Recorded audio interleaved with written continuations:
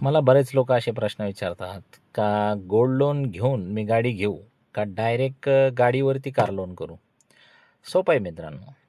आता gold loan जो असतो त्याच्यामध्ये तुमचं सोनं तारण होतं आणि त्याच्यावरती हप्ते तुम्हाला चालू होऊन जातात, बरोबर आहे की नाही. किंवा हप्ते म्हणण्यापेक्षा तुम्ही प्रत्येक महिन्याला व्याज बी भरलं तरी चालतं आणि सोडवताना पूर्ण रक्कम भरायची. किंवा तुम्ही जर टर्म लोन केलं तर ते लोक तुम्हाला हप्ते पण पाडून देतात आणि तुम्हाला चालून जातं. कार लोन जर घेतलं तुम्हाला फाईल प्रोसेसिंग चार्ज भरणं आहे, त्याच्यानंतर व्हॅल्युशनचे पैसे देणं आहे, गाडी नावावर करीत असताना बोजा लावायचे पैसे देणं आहे, म्हणजे जवळपास 10-12 हजार रुपये हा तुमचा खर्च जातो, जो की गोल्ड लोनला तुम्हाला लागत नाही.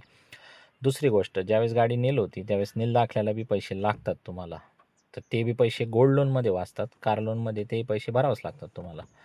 त्याच्यानंतरचा जो विषय असतो का गोल्ड लोनमध्ये कसं आहे, समजा तुम्हाला 2-3 समजा सोनं तुमच्याकडे 1.5 लाख रुपयाचं आहे, तुम्ही 50-50चे 3 कर्ज मारून टाकले, तर जसे जसे पैसे आले तसं तसं तुम्ही सोनं सोडून घेऊ शकता आणि सोन्याचा भाव वाढत पण असतो.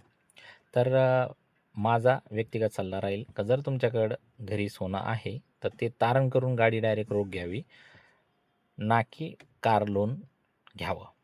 धन्यवाद.